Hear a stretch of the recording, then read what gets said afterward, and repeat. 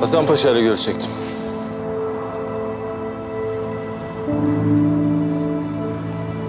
Buyurun komutanım. Yalnız bize verilen talimatta içeriye sadece sizin gireceğiniz yazıyor. Ben sizi burada bekliyorum komutanım. Tamam. Artık yolun sonuna geldiler. Bu belgeler onların sonu olacak. İnşallah Yavuz. İnşallah.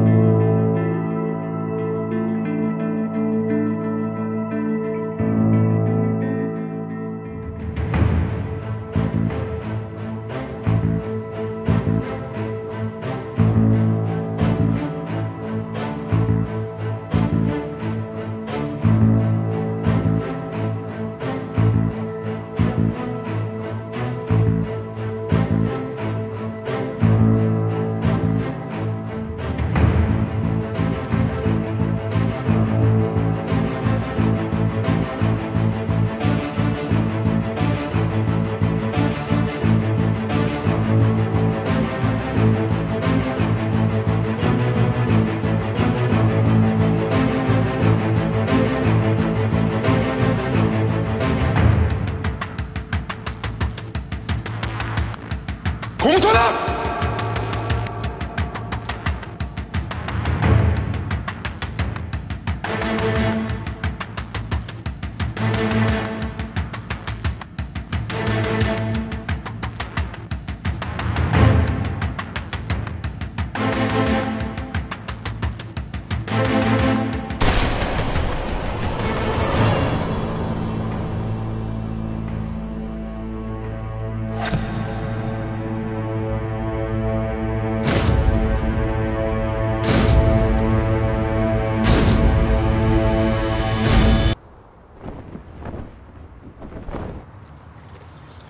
Tamam dayıoğlu.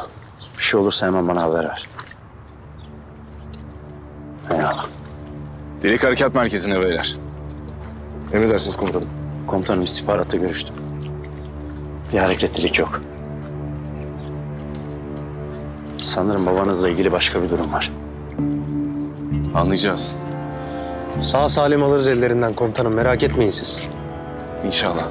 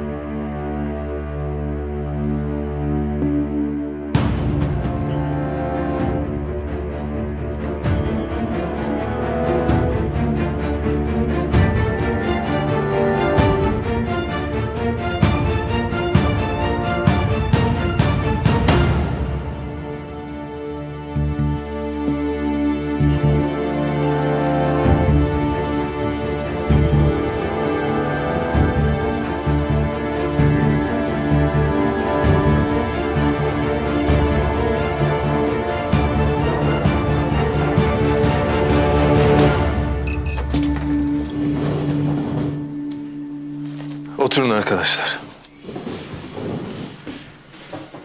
Komutanım var mı bir haber? Var Yavuz. Anlatacağım. Ama önce hepinizin eline sağlık. Büyük bir iş başardınız. Devletin üst düzey yöneticileri Özel Kuvvet Komutanlığı'nı bizzat arayarak takdir ve teşekkürlerini ilettiler. Sağ olsunlar. Ama babam ellerinde. Sakin ol Yavuz. Komutanım o şerefsizler babamı yaşatmaz. Bir an önce harekete geçmemiz lazım. Şimdilik bir şey yapmamıza gerek yok. Anlamadım. Agah her şeyi planlamış. Videoyu ekrana verelim. Önce izleyin, sonra konuşuruz.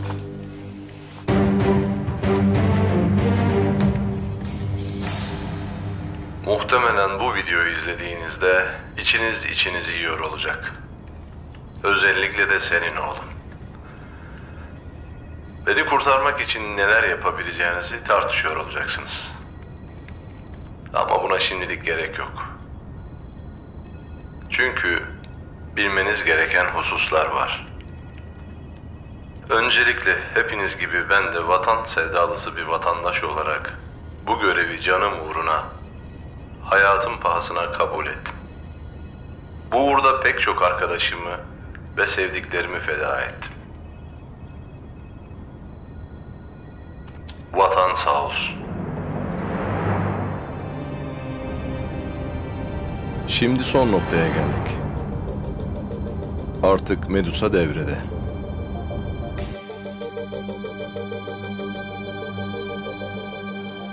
Yapabilecekleri bütün hamleleri yaptılar. Ama başaramayınca ellerindeki en büyük planı da devreye soktular. Medusa. Yıllardır planlanmış, yaratacağı felaket adım adım hesaplanmış bir terör hareket planı. Görevim o planı deşifre etmekti. Son ana kadar uğraştım. Ve artık tek bir hamle şansım kalmıştı. Ebu Zübeyir.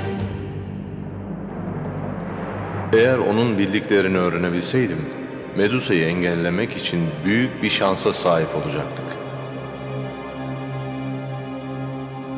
Maalesef Ebu Zübeyir ellerinde. Onun bildiklerini öğrenmek için şimdi tek bir şansım var. Benim açığa çıkmam. Eğer açığa çıkarsam beni konuşturmak için muhakkak uğraşacaklar. Ve konuşturana kadar Ebu Zübeyir'i nerede tutuyorlarsa oraya götürecekler. Ayrıca bendeki bilgileri almak isteyeceklerinden, yaptıkları işkencelere dayandığım sürece hayatta kalmama müsaade edeceklerdir. Biliyorum riskli bir plan.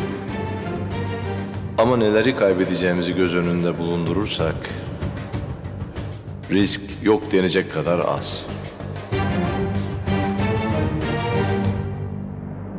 Söz konusu vatansa, canımız hiçten öte değildir. Öyle değil mi? Sizler bunu benden daha iyi bilirsiniz. Eğer sağ kalırsam ve hedefime ulaşırsam, size takip için sinyal göndereceğim. İlk sinyal yerimi öğrenmenizi sağlayacak.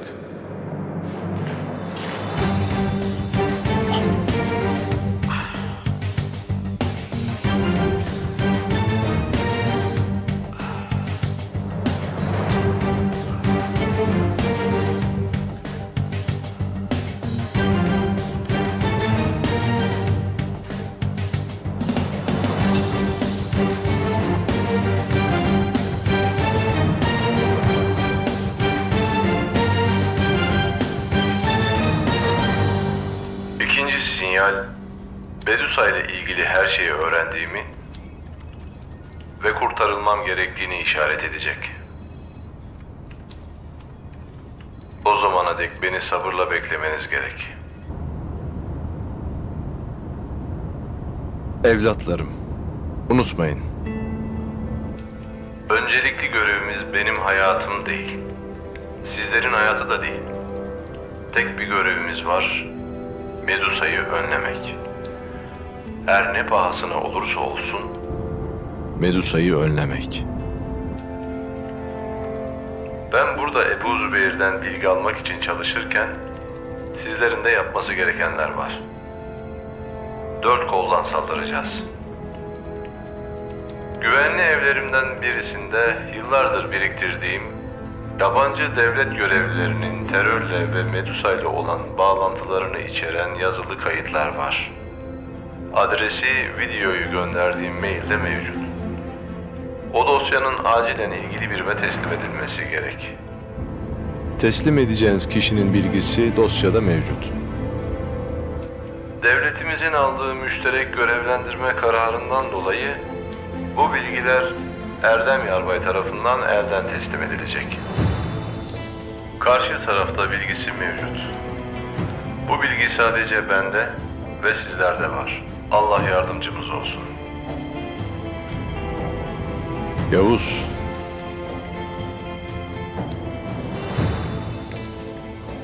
Eğer bir daha görüşemezsek senden bugüne kadar sana yaptıklarım için af diliyorum oğlum. Beni affet. Hakkını helal et. Seninle gurur duyuyorum.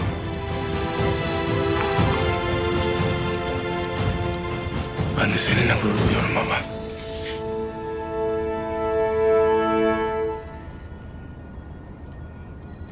Yavuz, Emredin komutanım. iyi misin? İyiyim komutanım. Komutanım bir şey diyeyim mi? Allah herkese böyle vatan sevdalısı baba nasip etsin. İnşallah Medusa'yı da önleyeceğiz, babanızı da kurtaracağız komutanım. İnşallah.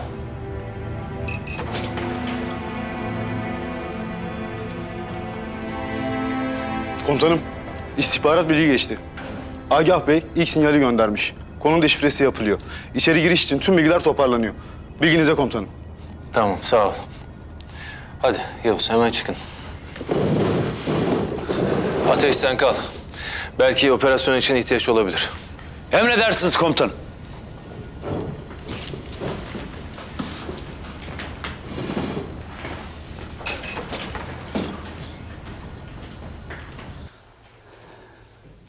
Ebu Zübeyir. Ben seni uzun yıllardır tanıyorum biliyorsun değil mi? Ama çok uzun yıllardır. Ne oldu bize? Ha? Niye bu hale geldik biz? Para yüzünden mi? Ama bizim çok daha büyük hedeflerimiz vardı öyle değil mi? Benim hedeflerim değil. Neymiş lan senin hedefin? He? Dur ben söyleyeyim. Para, daha çok para öyle değil mi? İçimize girdin. Bir sürü eylemde başrol oynadın. Sonra oyunu kurdun. Dur dedim ben bunu satayım. Bu mu senin hedefin? Siz sanki başka bir şey için yapıyorsunuz bütün o planları. Lan senin kazanacağın 3-5 milyon doları biz burada saatte kazanıyoruz.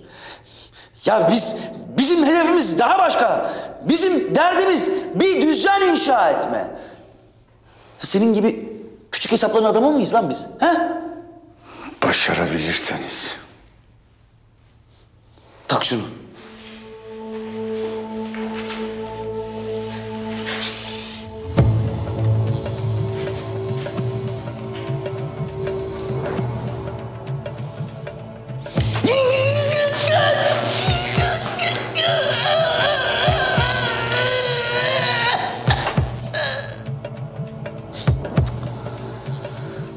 Ayıltın şunu ya.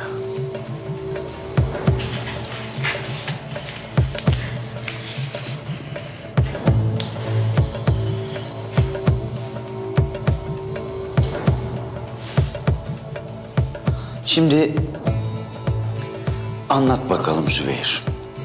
Ne kadarını anlattın Türklere? Medusa'nın ne kadarını biliyorlar? Konuş! Ben kimseye bir şey anlatmadım. Bu Zübeyir beni delirtme. Limanı söylediğini biliyoruz. Baskın yedik. Çok önemli bir eylemin ilk adımını mahvettin.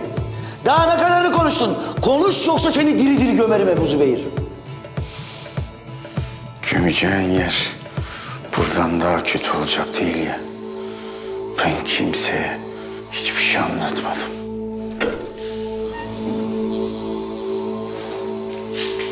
Agah'ı getirdik efendim. Vay. Demek diğer haini de yakaladık ha? O zaman gidip onunla ilgilenelim. Bununla daha sonra ilgileniriz. Yürü.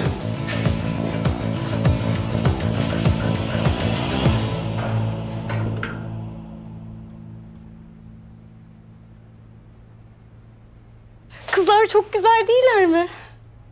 Ya Bahar inşallah bir gün biz de giyeriz. Canım benim benden geçti artık.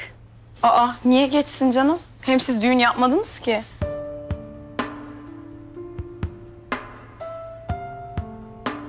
Ama evlendikten sonra gelinlik giymek saçma değil mi sence? Hayır, hiç de değil.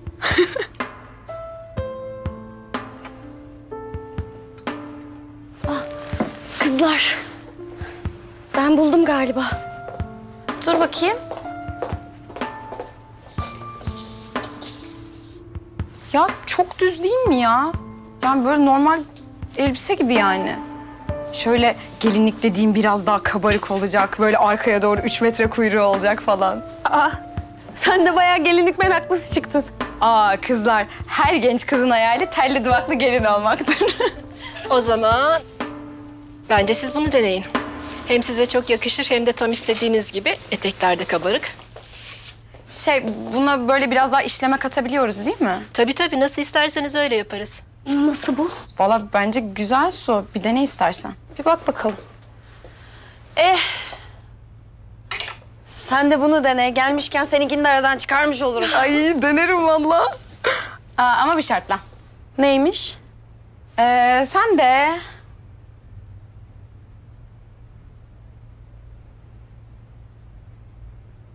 Bunu deneyeceksin. Ay yok artık. Ay ne var ya? Bahar denesen ölür müsün sanki? Nazlı buraya bana değil Su'ya gelinlik bakmaya geldik. Ya Bahar ne alakası var? Hadi beraber deneyelim. Ya hadi Bahar ne olur ya. Hem belki bir gün biz de giyeriz. Aklımızda olsun. Yok olmaz ya. Bana bak. Eğer sen bunu denemezsen ben de denemem. Ay yok artık ya.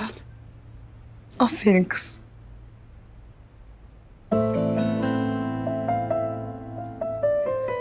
İyi tamam denerim. Ay oley be süper. O zaman ben sizi böyle alayım. Arkadaşı da söyleyeyim size yardım etsin. Çok teşekkürler. Al bakalım gelinliğini. Ay siz delisiniz ya. Hadi gelin.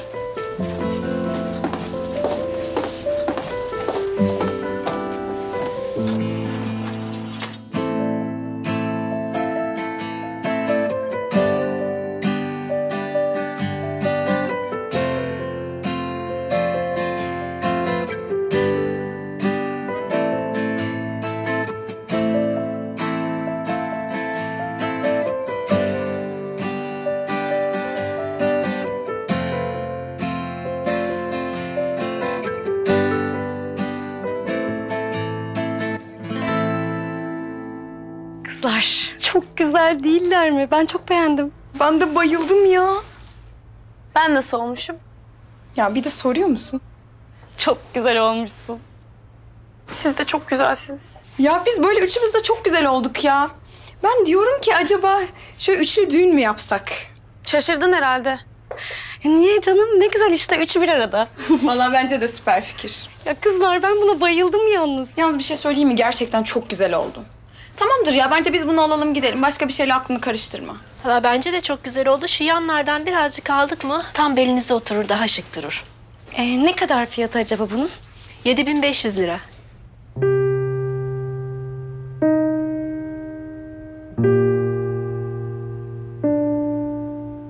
$7.500.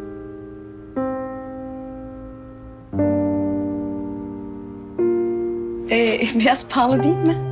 Özel tasarım bir gelinlik bu. Yani mağazamızın en pahalı ürünü. Ben de gittim tam onu aldım değil mi? Aferin bana. Feyzullah duysa öldürür beni. Ay saçmalama ne diyecek ya? Hem gelinsin sen. Gaza getirmesene ya. Herkesin kendine göre bir bütçesi var. Ya ama baksana çok güzel oldu.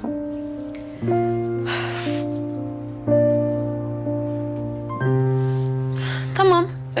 Hadi ben sizin bir fotoğrafınızı çekeyim. Beni çekme. Düğün öncesi uğursuzluk getirir. Ay aman beni çek. Hem zaten daha resmi gelin bile sayılmam.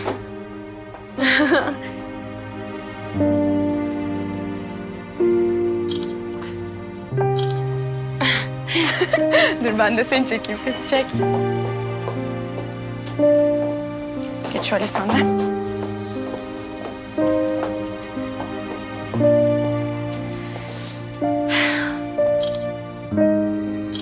Biraz daha gül bakayım. Dur eteğimi falan tutayım. Şöyle.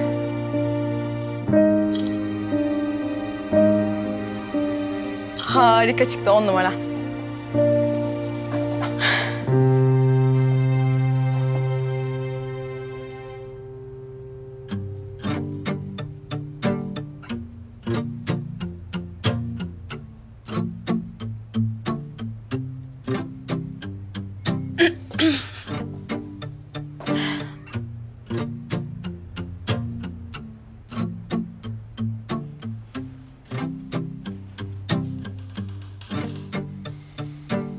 Nasıl da yakışmış canımın yarısına. Vallahi beyaz kelebek olmuş ya. Hayırdır Ateş?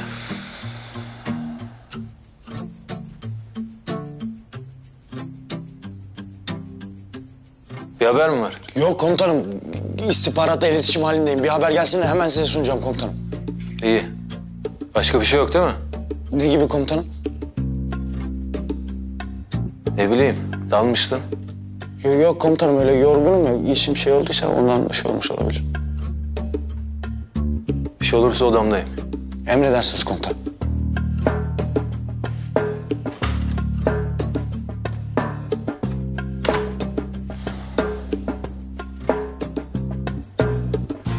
Bu fotoğrafa da alınmaz mı be komutanım?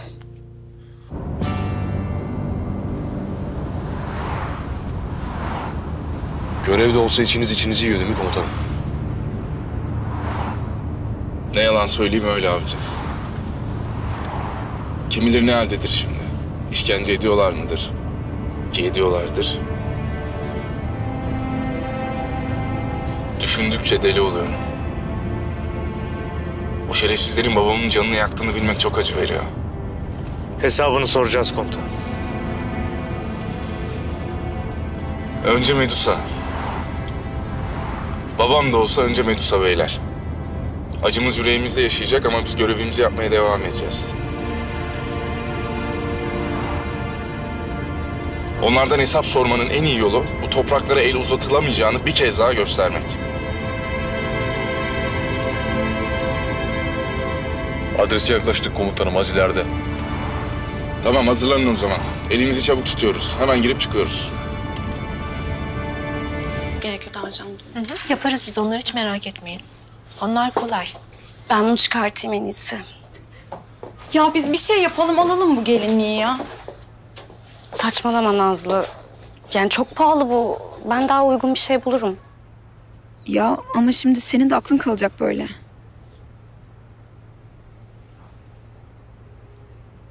Tamam. Biz ne yapalım biliyor musun? Su. Bu gelinliği sana düğün hediyesi alalım. Çok mantıklı, hatta süper fikir. Hemen anneme de söylerim, onlar da destek çıkar. Ya hayır. Yani zaten bir sürü şey yaptınız. Bir de bunun için masrafa girmeyin. Ya saçmalama Su, hem hediye bu. Bak bir de senin aklın kalacak böyle. Kalırsa kalsın. Canım benim. Biz yabancı mıyız? Böyle bir şey için destek olmak ne güzel. Hem bugün biz size, yarın siz bize. Aynen öyle. Hem böyle güzel de bir indirim isteriz sizden. Yaparız tabii. O sorun olmaz. Tamam, oldu bu iş işte. Nazlı, lütfen ısrar etme. Bakın ikinize de çok teşekkür ediyorum. Ama Feyzullah da komutanlarına çok mahcup hissediyor kendini. Üzülür sonra.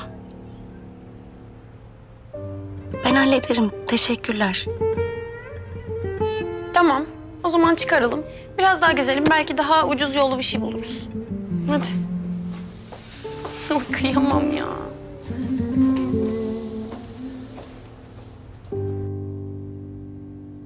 Takip ettiğimiz kadarıyla devamlı olarak kullandığı birkaç tane güvenli ev varmış efendim. Adam gönderdiniz mi? Tabii efendim. Girip çıktığı yerleri didik didik arayacağız. Ne bulursak ya ele geçireceğiz ya da imha edeceğiz. Güzel. Bu Agah'ın bizim hakkımızda ne kadar bilgi topladığını öğrenmemiz lazım. Yıllardır içimizdeymiş. Siz hiç merak etmeyin efendim.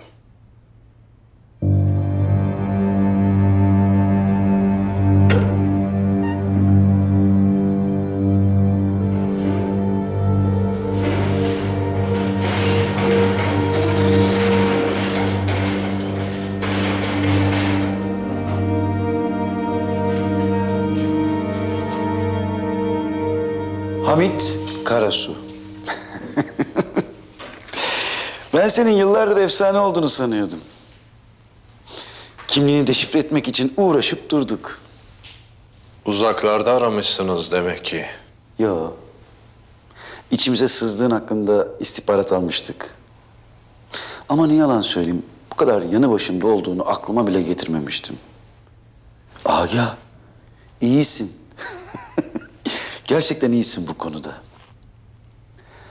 Şimdi bana nasıl bu kadar iyi olduğunu anlat bakalım. Vallahi anlatacak çok bir şey yok. Vatan sevgisi diyelim. Ama bak işe yaramadı. Ha? Hiçbir şey yapamadın.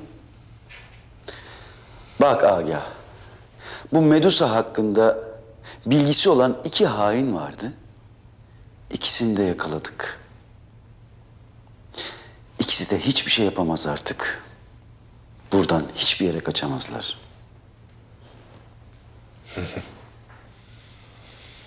Çok çok sayın Ateşem. Size bir şey sorabilir miyim? Sor. Yıllarca yanı başınızdaki haini fark edememişken Medusa'yı gerçekleştirebileceğinize inanıyor musunuz?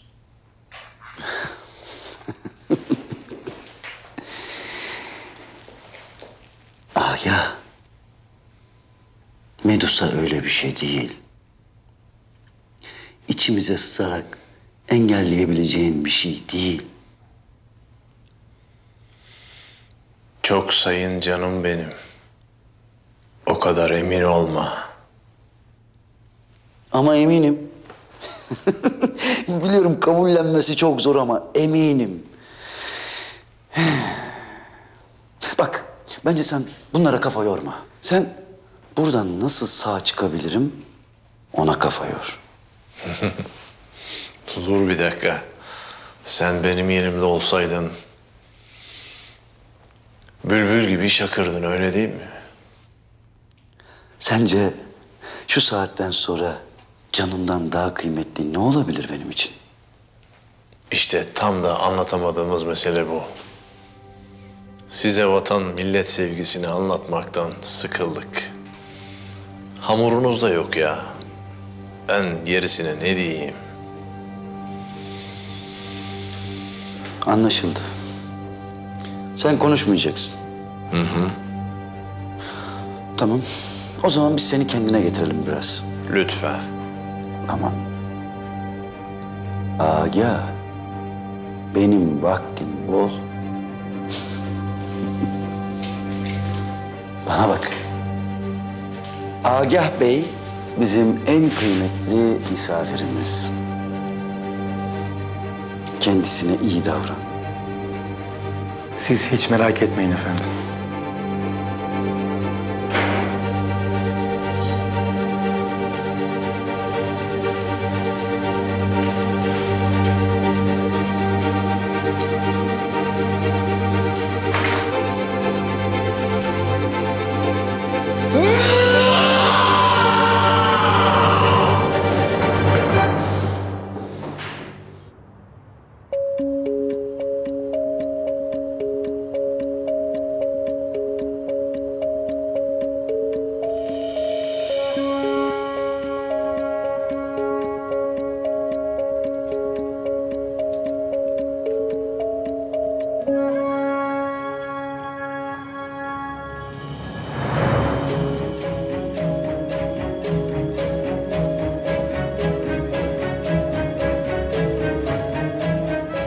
Temiz.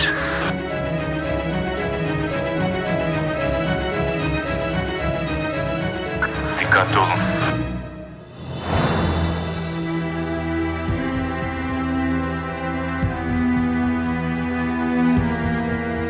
Binaya yaklaşıyoruz. Anlaşıldı. Temiz.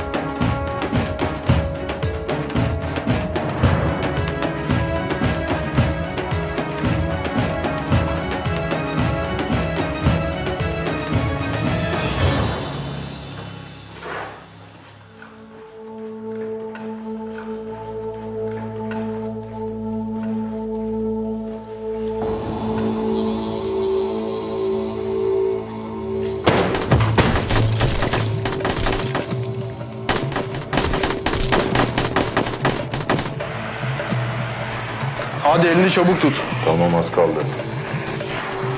Girişteler. Nasıl çıkacağız? Ben B planını uygulayacağım. Siz içeridekileri gebertip geldiğiniz yoldan çıkacaksınız. Kaza tamam.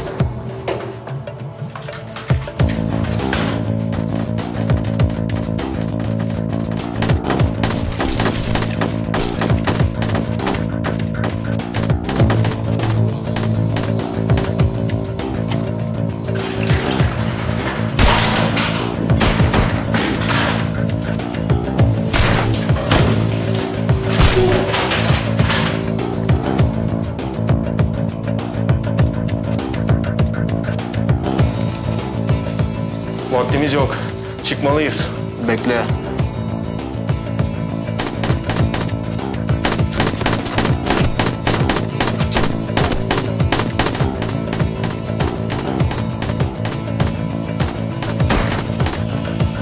Lan konuş!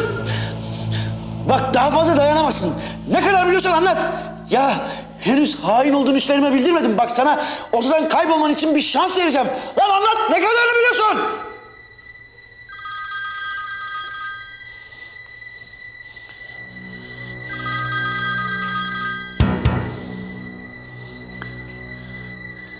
Sayın Ateşem.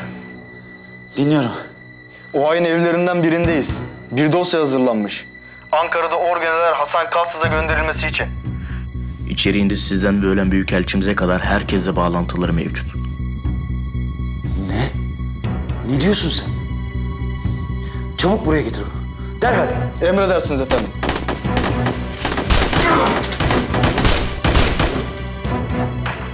Ne oluyor orada? Türk askeri efendim.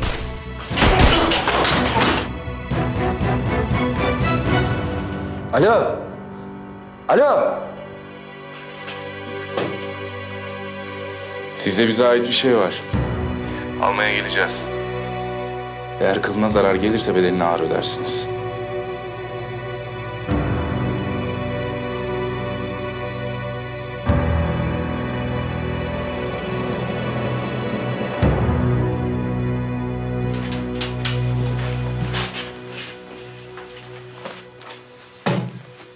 Hemen peşine düştüklerine göre önemli bir şey galiba komutanım. Uğruna koca bir hayat verildi. Sen düşün ne kadar paha biçilemez olduğunu. Çıkıyoruz Tahir. Anlaşıldı komutanım, dışarısı temiz.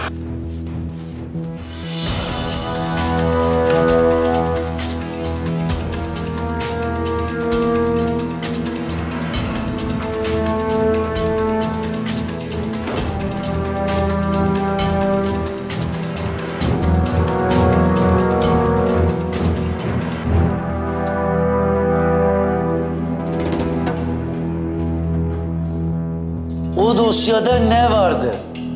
Anlat Aga, anlat!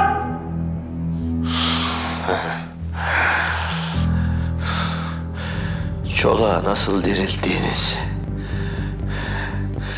Büyükelçiden sana kadar terörle olan bütün bağlantılarınız,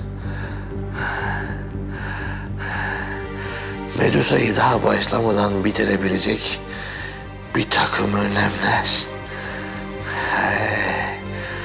Bunca yıl boşuna çalışmadık çok sayın Büyük Ateşem. Bu kafanın bu vücutta kalmayacağını göze aldığımızdan bildiğimiz her şeyi sadece bu kafaya kaydetmedik.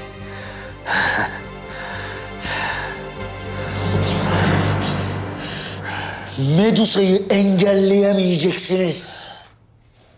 Bu iş bittiğinde tamamen bize bağımlı ve muhtaç olacaksınız. O uğruna öldüğünüz bayrağınızla, milletinizle tamamen emrimize geçecek. Bizi öldürebilirsiniz çok sayın Büyük Ateşe. Ama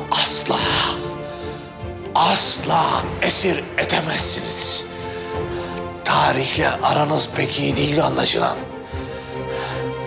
Zira tarih okusaydınız, tarih bunun örnekleriyle dolu. Elbet bir gün bizi anlayacaksınız. Anlatacağız. Görürsün. Göreceğiz.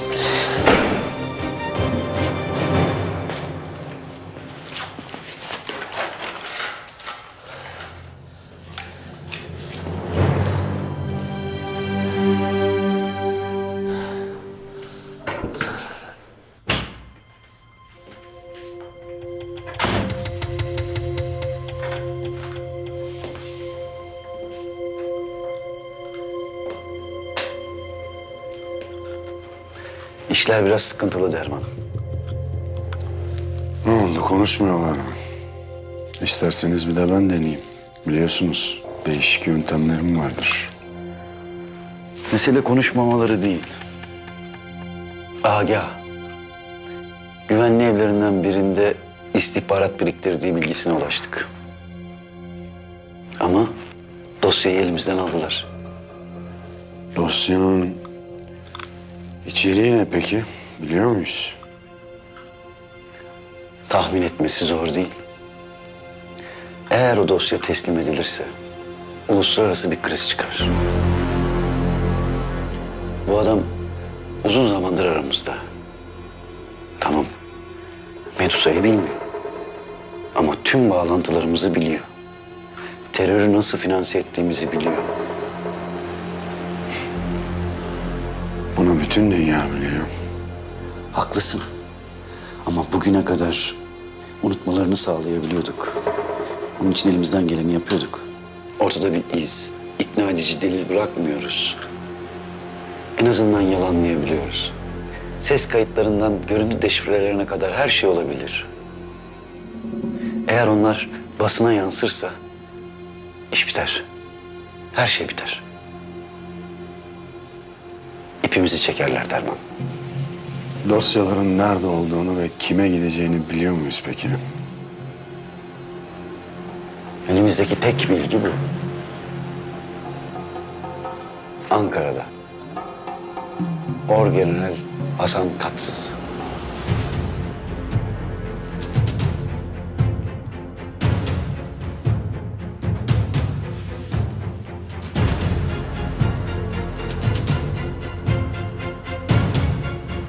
Merak etmeyin Sayın Ateşem. Konuyla bizzat ilgileneceğim. Dosya yerine ulaşmadan ellerinden alacağız. Gerekirse dosyayı taşıyanın ellerini keseriz. Hatta kafasını da keseriz. İçiniz rahat olsun. Hem şu orgenerale de gözdağı vermiş oluruz. Değil mi?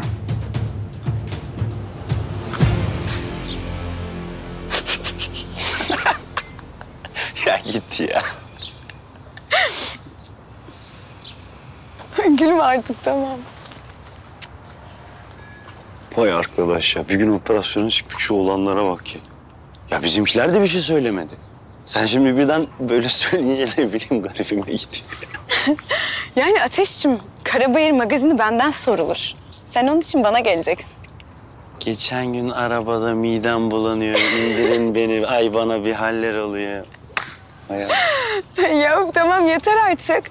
Ya insan bu kadar şaşıracağına bir sevinir, benim için bir tebrik eder. Ya kardeşim oluyor diyorum. Ya Nazlıcığım tamam bak. Allah vatana millete hayırlı etsin senin kardeşini. Allah analı babalı büyütsün. Bir ömür boyu çok güzel yaşasın yani. Ama benim aklımı kurcalayan daha başka deli sorular var. Yani şimdi senin kardeşin atıyorum erkek doğdu. El kadar bebeğe kayınço mu diyeceğim ben? Düşündüğün şeye bakar mısın ya? Evet diyeceksin. Hatta yeri gelecek. Kayınçonun altını bile değiştireceksin. Yok. Yok o kadar bir şey samimi olmaya gerek yok. Bir mesafe olsun aramızda. Hem kayınço dediğin böyle ağırlığı olan bir şey yani. Olmaz öyle bence. Ne yapacaksın Ateş? Ya doğar doğmaz çocuğu karşına alıp tavla mı atacaksın çocukla? Yani o kadar da değil tabii ama başka aktiviteler yapabiliriz. Mesela elinden tutarım, onu parka götürürüm. Ondan sonra biraz daha büyür, okula başlar. Eğer okula dayak yerse gider, onu arkadaşlarına karşı korurum. Ya. Böyle şeyler yapabilirim. Güzelmiş. Bu arada annemden de lafımı hiç esirgemedim vallahi. Aldım annemi karşıma, dedim ki Anne dedim. Ben daha dedim sevgilimin elini tutamıyorum dedim. Siz dedim oho dedim. Sen ne biçim konuşuyorsun annenle? Ben dedim ama. Yakacaksın benim askerliğimi de. O Bahar var ya, o Bahar, görüşeceğiz onunla. Attı o fotoğrafı, baban deliyordu beni az kalsın. Ne fotoğrafı ya? Gitmişsiniz ya işte gelinlikçiye. Şakala bak. Demek o da attı fotoğrafı. Gerçi ben de onunkini Yavuz abi attım ama. Telefon elimde, tamam mı? Haber bekliyorum. Bir o yana gidiyorum, bir bu yana, zır zır telefon çaldı. Bir açtım.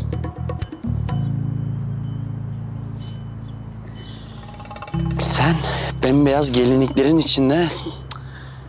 Allah'ım, hayaller, bulutlar, uçuyorum, kanatlarım çıktı böyle. Kendimde pat dedi, babam bir geldi arkadan. Güm.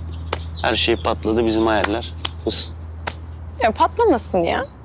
Hem gün doğmadan neler doğar Ateşciğim. Babam da tamam demişim. Niye demiş baban tamam ya? Aa, senin haberin yok mu ya? Babam tamam demiş işte, görüşebilirler demiş. Bak kelebek, bana böyle şakalar yapma. Benim duygularımla oynama. Ondan sonra bozuşuruz ha bak. Bir şey yapınca bir şey yaptın deme bana. Aa, ne var ya? Hem sen sevindin mi? Bir dakika. Sen doğru söylüyorsun.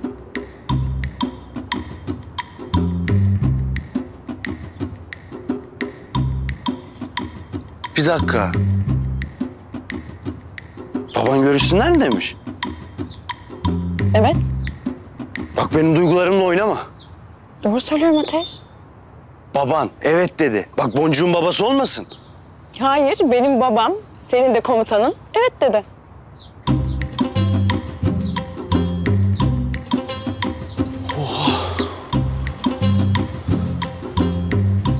Sen nasıl oturuyorsun ya? Kalksana sen. Dur. Sen nasıl? Ya dur. Hala yerinde. Babam. Dur, niye dur yapma. Dur oğlum, deli misin? Ne yapıyorsun? Otur.